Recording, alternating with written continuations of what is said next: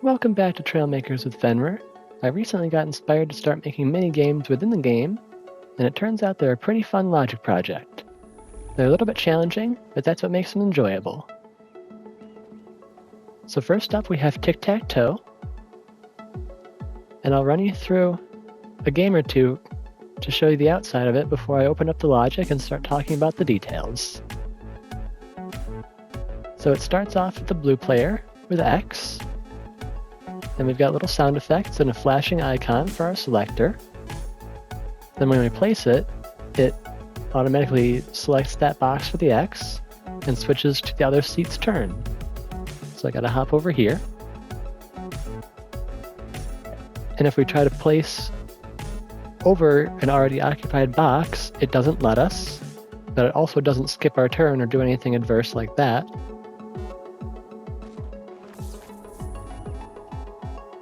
And then if we just let X win this one first,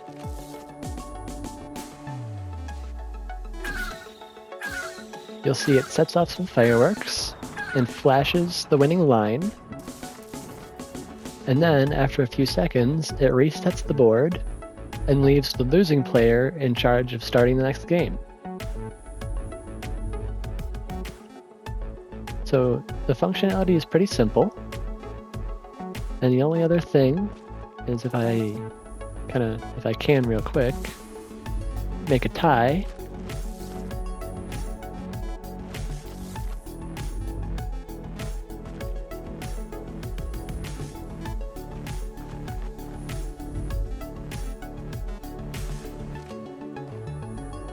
And then to make a tie, go there. And if there's a tie, it sets off the red fireworks and a different buzzer, and then resets it again after a couple of seconds. So a relatively simple set of actions that it performs, but as you can see by all the logic laid out, it wasn't necessarily easy to make it do those things. So let's open it up in build mode. And the logic starts off next to the seats here. We have OR gates with all of our inputs on each side, and the seats are only linked into the OR gates that are of their appropriate color. Well, and also some of the other blocks, but they don't have any inputs on them, so they don't matter. The only ones with inputs are connected to color-coded seats. And then we have a turn system, which is centered around these two blocks, this NOR gate and OR gate. And the OR gate is on a toggle. So anytime the OR gate gets toggled, it switches turns, and it's toggled by these sections off to the side here. But I'm getting a little ahead of myself, because those... Actually, no, I'm not getting ahead of myself. These, over here, count how many turns have gone by. So if only one turn has passed, this comparison gate is active. Then this OR gate is unlocked, or activated, I should say. And it goes for a duration of 0.1 seconds, and just clicks the OR gate over here with the toggle, our turn switcher, to switch the turns. And if we go over here, it's the same kind of deal. Threshold of 1, threshold of 2, threshold of 3. And what it's counting is up here, where this section is keeping track of the X's and O's in our boxes on the board. Specifically, the accumulators keep track of that. You can see they're the ones hooked into the comparison gates down here. So this is just a little system that's counting how many O's or how many X's are already on the board to figure out whether it's been your turn or not, whether you've successfully placed one. That way it's not based on whether you're clicking the place button, it's based on whether you successfully placed one. And it knows whether or not there's an X or an O in there already, with the combination of the accumulator and the NOR gate here. So when you try to place a block, first off, here's our selection panel with 2 accumulators, one to move up and down the board, one to move side to side on the board, and each player has one, just because I had to work out the logic separately for each side. And when one of these AND gates is selected by these comparison gates, that allows you to send a signal from your control panel up to here, I believe it is. Yep, this section. And this is just the AND gates. They don't do anything more than pass along the signal up to the board here. So you can see all these little 9x9 or 3x3 sections here, and these 3x3 chunks here are representing the board. So everything is kind of visually laid out to help me keep track of things. And these are 3x3 also. It's just they have the extra on here, like headings on Excel spreadsheets. But anyways, back to keeping track of whether there's an X or an O. Once you send the signal and it tries to activate it, it'll only activate the accumulator if the opposite player's accumulator doesn't have a charge yet. So here, and the comparison gates, they turn on the X, and they're also used by something in the winning system that I'll get to later.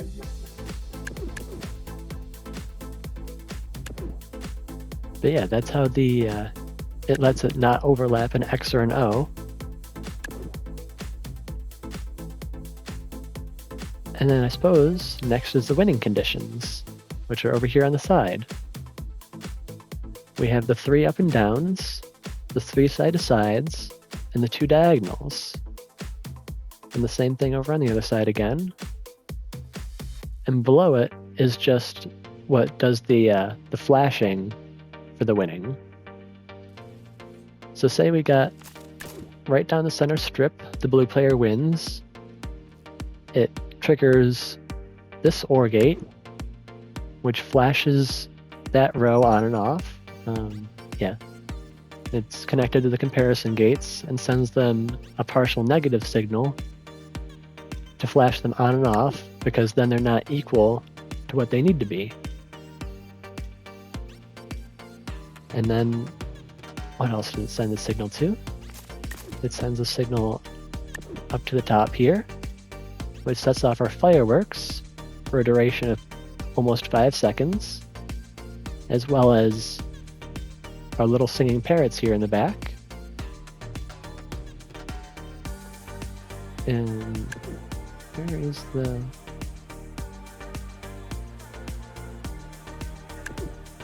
I know it should be linked. What's linked to the reset here? Oh, there's the one that's linked to the reset.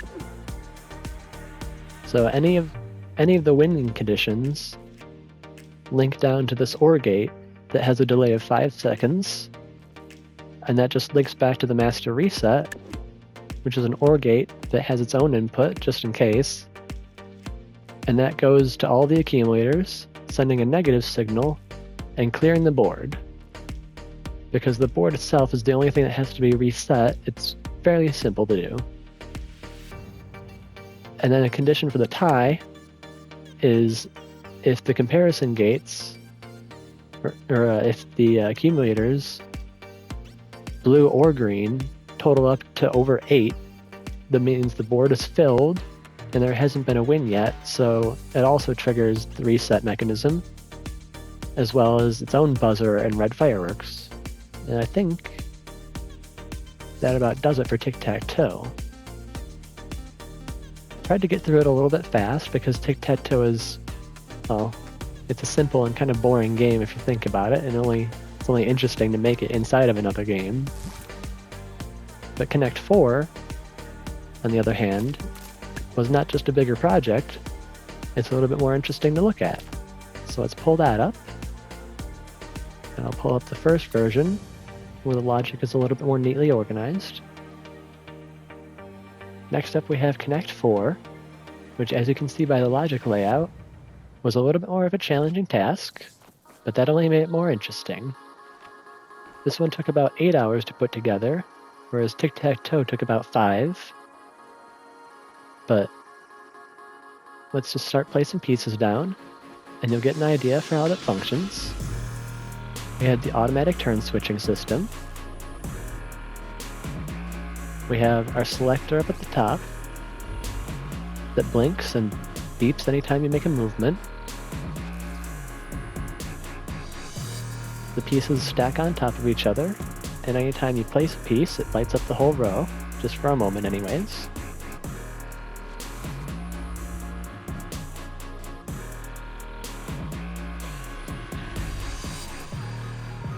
And if you are not going to block green from winning this one, if you get a success, we get plenty of feedback for the winner, with flashing lights of the appropriate color and fireworks, and then a few seconds later it clears the board. So let me pull up in build mode, and if I start zooming in here, you can see I did a similar thing to keep track of which color is occupying a tile by using accumulators for each slot. We've got a board that's 6 tall and 7 slots wide. And these are also laid out similarly, except they're just packed in together because, well, there's issues on the parts limit that I had to keep contesting with, so things started having to get squished together even before I finished. But our controls are a little bit simpler. We just have left, right, and X. And then we have the selection panel down here attached to the accumulator, which is where each player's little icon is. And it only shows with the AND gates here, it only shows the player's icon if it's their turn. We've got our little turn switching system here, same as on Tic-Tac-Toe, with just a NOR gate and an OR gate on toggle. So that determines what inputs go through and what's being displayed at the time. And then these ones happen if you press X, and then over your selection moves into these next chunks of processing. And as you can see, it's only affecting the blue here, but then we have these comparison gates on the side,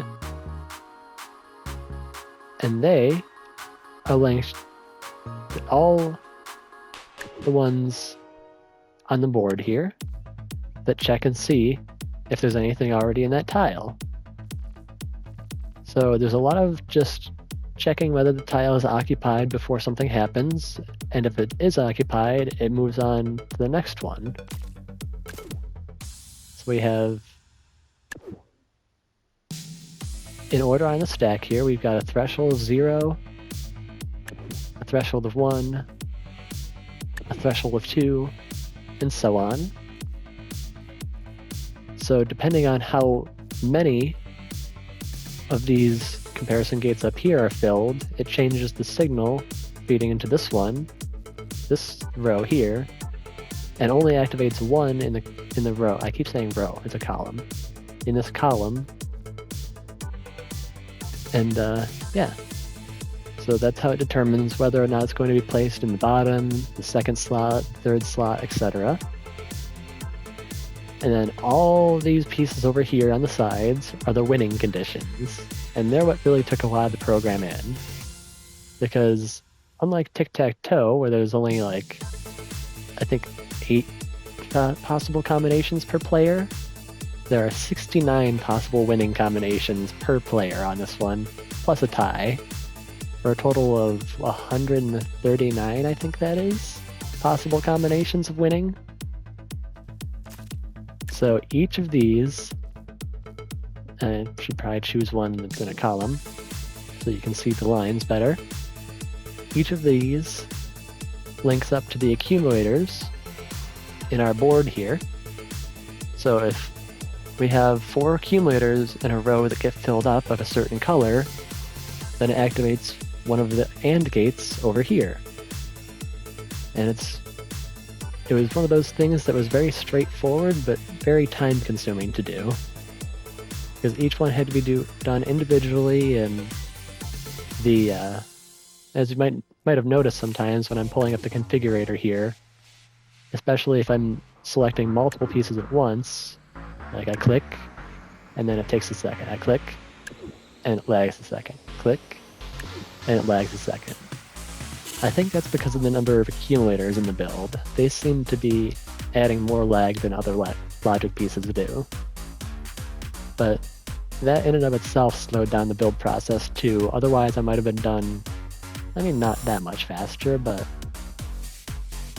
it's pushing the limits of what you can do in a single build here. As you can see, I started having to take apart the actual base of the build, and I had to trim off the sides of the board and everything in order to fit everything into the complexity limit.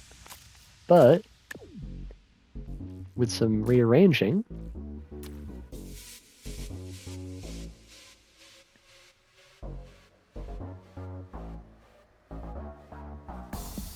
I have managed to trim down the complexity enough to add in the sides of the board back to make it look a little bit neater, and add the Connect 4 sign at the very top. Although, if I ever have to fix anything in here, like, that's why I kept the earlier version. This one is not as organized. It's kind of blinding to look at all the logic gates connected in this fashion. And the color coding doesn't really help a whole lot in this layout for me either. But it's not, I suppose it's not that much different. It just would be, if I do have to fix on anything, I'm going to go back to the other version first. I can always copy the sign over later. But that about wraps up Connect 4. And I've got one more thing to show you, but it's a work in progress. And last but not least, we have Pong, which is still a work in progress. But if I just start it up here by pressing X, you can see that we've got our little ball that bounces around, and we've got our little slider at the bottom to bounce the ball back up. And if I actually, okay, that time I missed while trying. If we actually bounce it, you can see our score increases, and we get a different beep for feedback.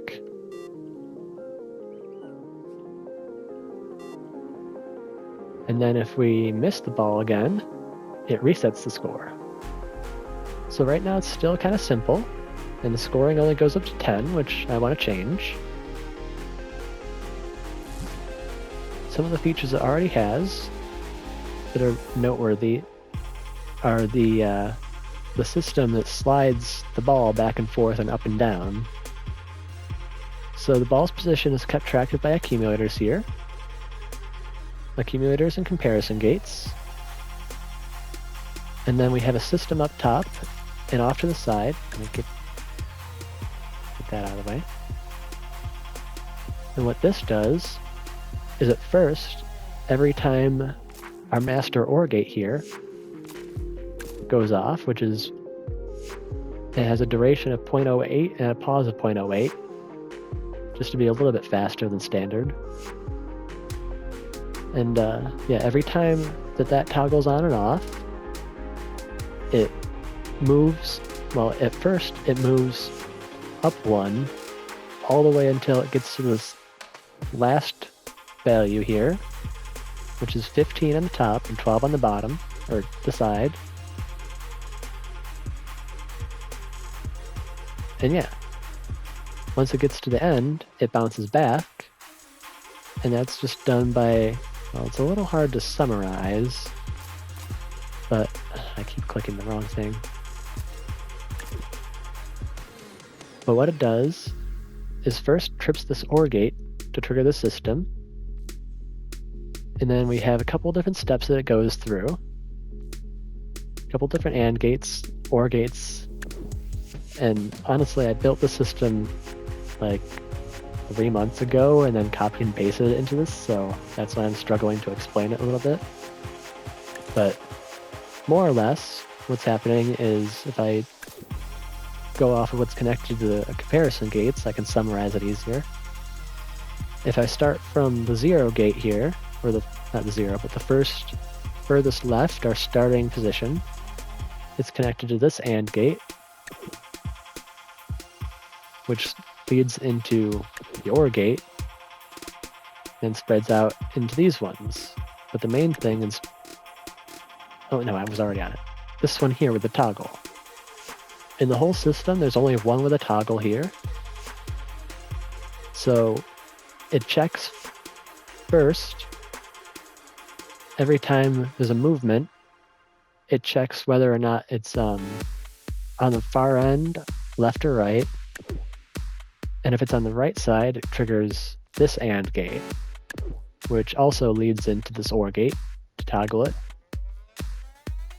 And then the rest of these states are working on a switcher system, which is these two down here, which is just like our turn switching. But this one's not on a toggle because it's already directly connected to this block that's on a toggle. We don't want too many toggles going on, or else it won't flip right, of course. But yeah, so when the AND gate here is active and this OR gate gets toggled on, it increases. And when this one's active, it triggers this one. It triggers one of the ones to decrease it. This one here, the middle one. Yeah, if our toggled OR gate is on, and then this one gets triggered, then it sends the negative signal to bounce it back. Like I mentioned, it's a little complicated to summarize this mechanism, but it functions, and that's what counts. It makes it scan back and forth this way, and then the green system makes it scan back and forth up and down, and that's what makes it give the bouncing effect. And then from there,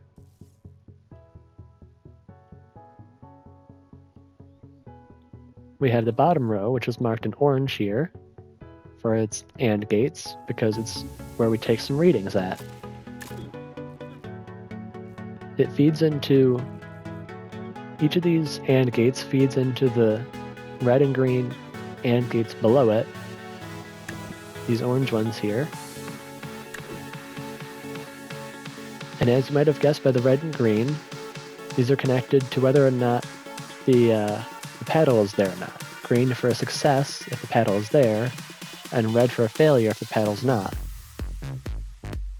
And the blue here is what's determining our paddle's position. We've got the accumulator, which is just directly connected to left and right, or R1 and L1. And then we've got a bunch of comparison gates, because this runs from 1 to 12, even though the board is 15 long, because our paddle is 4 blocks wide. So each of these comparison gates then triggers 4 OR gates, and those OR gates are linked into the bottom of the board here. So they give the positioning of our paddle,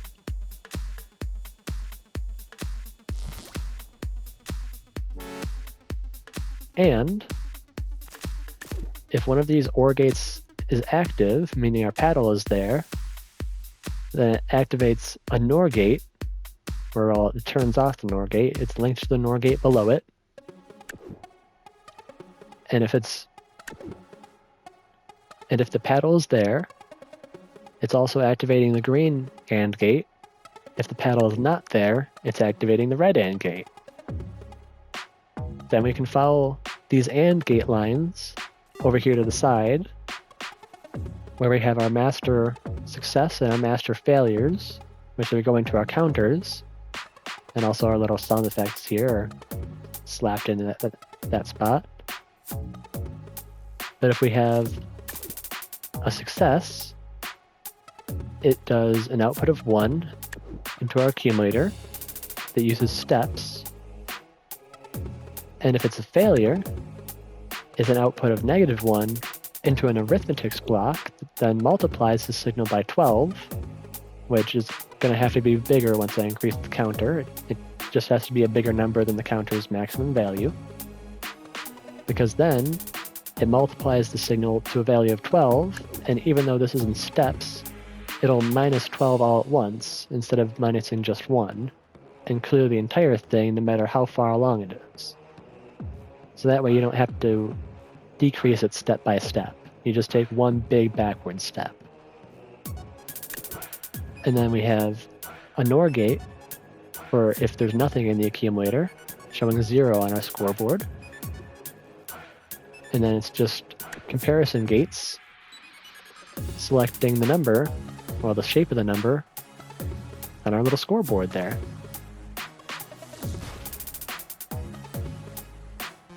And additions I'm planning to make to this game are either different speed modes that you can choose from at the beginning, or making it so that once you reach a certain number of successes, it speeds up.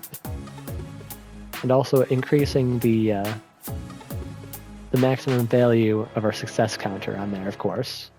Even if I add just one more digit to the system, that'll give it a maximum score of 99, and I think that'll be sufficient.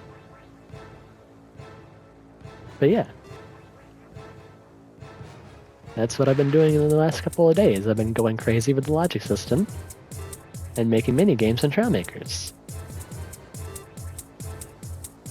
If you like what you see and want to see more of it, please subscribe. And if you want to support the channel and the video, comment, like, and all that good stuff. You know what to do, it's YouTube. Anyways, bye-bye now.